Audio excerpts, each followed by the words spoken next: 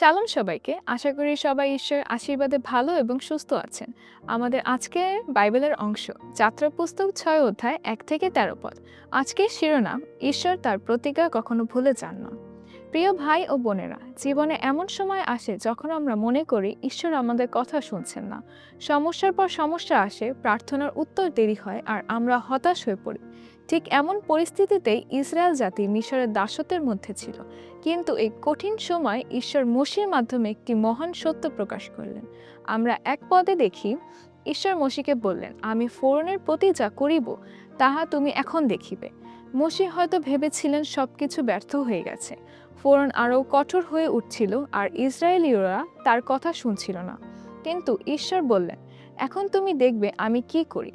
আমাদের জীবনে এমন সময় আসে যখন আমরা মনে করি সব দরজা বন্ধ, কিন্তু ঈশ্বর তখনও কাজ করছেন এবং তার শক্তিশালী হাত প্রকাশ করেন। আমাদের দৃষ্টি সমস্যার দিকে নয়, বরং ঈশ্বরের শক্তির দিকে রাখতে হবে। ২ থেকে ৫ পদে দেখি, ঈশ্বর অব্রাহাম, ইসহাক ও যাকবের সঙ্গে যে নিয়ম ঠিক করেছিলেন সেই কথা স্মরণ করলেন। তিনি বললেন, তিনি তাদের কান্না শুনছেন এবং তার প্রতিজ্ঞা ভুলে যাননি। এখানে আমরা দেখি ঈশ্বর শত শত বছর পরেও তার দেওয়া প্রতিজ্ঞা পালন করতে প্রস্তুত। আজও ঈশ্বর একই রকম। তিনি আমাদের প্রার্থনা শুনেন, আমাদের কষ্ট দেখেন এবং তার সময় তার প্রতিজ্ঞা পূর্ণ করেন। ঈশ্বরের সময় হয়তো আমাদের সময়ের মতো নয়, কিন্তু তার প্রতিজ্ঞা নিশ্চিত।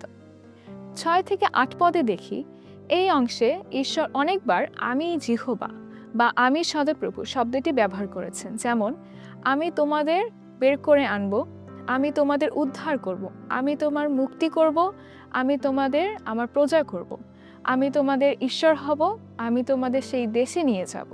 মুক্তির পুরো কাজটি ঈশ্বর নিজে করবেন। শুধু দাসত্ব থেকে মুক্তি করাই নয়, ঈশ্বর তার নিজের জাতি হিসেবে গ্রহণ করতে চেয়েছিলেন।